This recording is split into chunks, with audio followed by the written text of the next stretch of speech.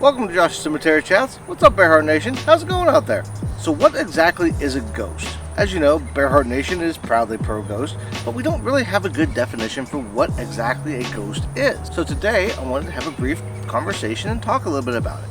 So commonly when we're talking about ghosts, one of the things that I've heard a lot in the past and something that resonated with me when I first started looking into ghosts and ghost hunting and that kind of stuff was essentially calling a ghost the soul of somebody who had died or had left this earth and was no longer living. That kind of works until you realize that it breaks down when you start questioning, well, what's a soul? When you're looking at it from a scientific perspective, when you're trying to give a scientific definition to a ghost, you start running into these kind of problems. So I thought to myself, well, maybe I should try and find a definition for ghosts. Maybe I can come up with something scientific that's solid proof, something that we can actually search for ghosts. But the problem that I run into there is that as soon as I start trying to define ghost, if I have a definition for a ghost, that doesn't mean that somebody else is going to keep that definition. So then I started thinking about, well, what would we be looking for from a scientific perspective? And the scientific method is typically used to try and explain things. So when you have an observed phenomenon, something that you can see or something that you know is happening, the scientific method is the way that we go about figuring out what exactly is causing that thing.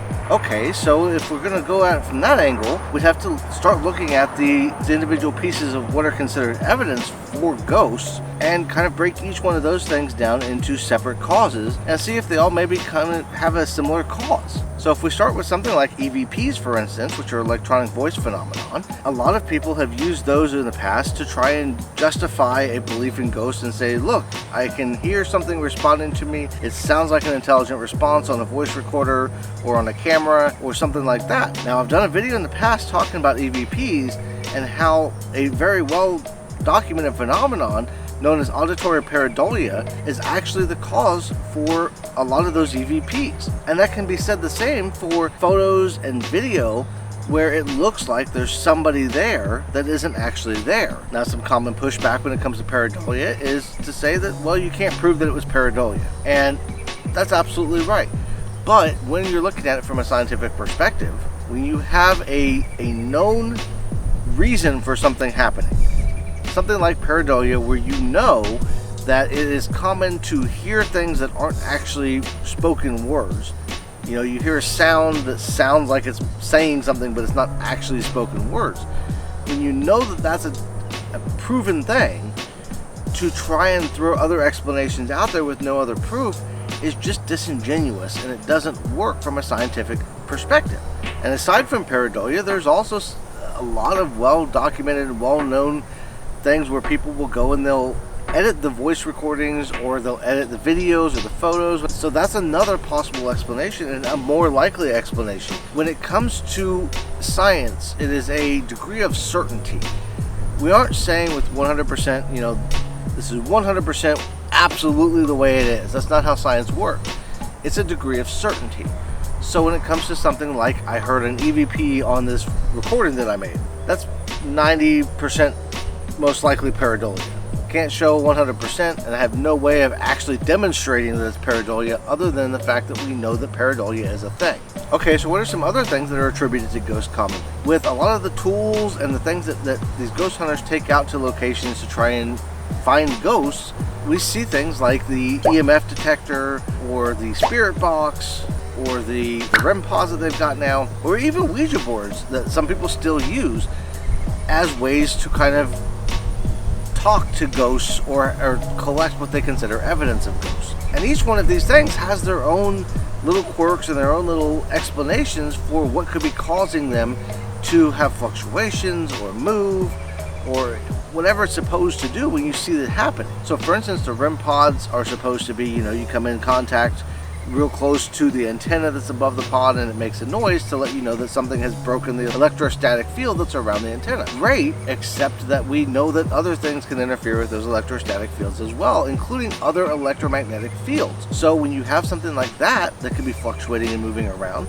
that's a possible explanation and a more likely explanation for what's causing that to go off. The same thing with the EMF detector. It's detecting an electromagnetic field, but again, other electromagnetic fields, they fluctuate. So you could be in a building where there's no wires in it, nothing at all. Maybe it's a 200-year-old building and there's There's nothing in it modern at all that would be causing electromagnetic interference, except for the camera, flashlights, or any other equipment that you've brought along, but also fields just out that, unseen electromagnetic fields that we can detect, and that's what the EMF detectors can do, to detect those kind of fields, and we know those fields exist and they fluctuate. So anytime you're standing there and you're looking at your EMF detector and it starts to kind of fluctuate up and down, it seems like it's fluctuating because of what you're saying. But the thing is even if you sit there for a half an hour and say nothing at all, and then you sit there for another half an hour and start asking questions, chances are most likely you're going to see fluctuations at about the same rate whether you're asking questions or not. Now that's not guaranteed, but when you repeat those experiments over and over and over, you can start to kind of figure out whether or not there's some kind of intelligent thing there that's actually causing it to spike versus just fluctuations that happen randomly. And that would be a good experiment that I think would be fun to see, to take one of those devices and just don't ask any questions and just let it go. Okay, so if we can look at each individual thing that may be attributed to ghosts and give them all different possible explanations, what does that mean when it comes to ghosts? Well, what it means is that we don't currently have a definition or a way to look deeper to kind of differentiate when a ghost is doing something versus when something known is going on. So ideally we would rule out every single known thing, and then once we'd ruled out everything we know about, we would start trying to determine what is this thing that's, what is the cause, what is the pusher that is causing this thing to occur. Right now we don't have a solid way to do that. You can blame ghosts for anything. You can be out and you can record something, you can get what seems to be an intelligent response on a device that you're using, but you have no way to differentiate whether that is an intelligent response or a known cause. So where does that leave us when it comes to defining ghosts and to actually trying to eventually one day prove the existence of ghosts or an afterlife? It kind of leaves us where we've been all along, at square one. We start at we don't know, and we try to go from there to explain. Now, one place you could start would be, I would suggest, if you have an EMF detector, and maybe this is something I would like to do at some point, if and when I get the funds and the ability to go out and do some more ghost hunting with some actual equipment. I would like to take an EMF detector, for instance, and sit there and just let it sit for half an hour, 45 minutes, even an hour, and count how many times it fluctuates up and down, what the highest fluctuations are, what the lowest fluctuations are, kind of get a baseline. And then spend another half an hour, 45 minutes, hour, whatever, asking questions and seeing if there is responses when those questions are asked, and seeing how those differ compared to the baseline that you get. Now, let's say for argument's sake that the hour that you spend asking questions has a lot more fluctuations in it, and those fluctuations are happening right at the moment that you're asking questions.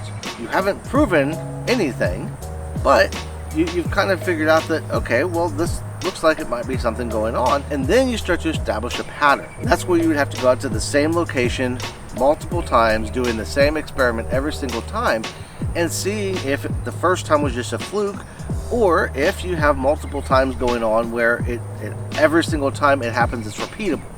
And once you figure out it's repeatable, that's when you can start kind of writing it up as okay, this is what I did, this was the control, this was the experiment, and then you have other people be able to go out and to that same location and test in the same way that you did and see if they come up with the same results. And if a bunch of different people come up with the same results over time, that's when we can kind of start to figure out, okay, there's something else going on here.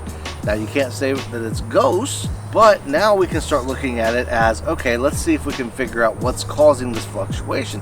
Is it an intelligent response? And we would have to devise some kind of a method to kind of figure out that it is in fact an intelligent response, and not just say, maybe there's something locally in the area where when your voice reverberates off of it, it causes some kind of electromagnetic interference that would then cause your meter to spike. So there's other possibilities out there, but it's a starting point. Maybe if I get to a point where I have enough income coming in that I can actually get an EMF detector to use for an experiment like this, maybe that'd be something fun to do. So let me know down in the comments if that's something you'd like to see. If you'd like to help fund something like that, you can go check me out on Patreon. There's a lot of cool stuff over there, and always trying to come up with new and exciting things to offer, so go check that out if that's something you're interested in. If you want to help the channel out, you get your name in the video, that kind of stuff.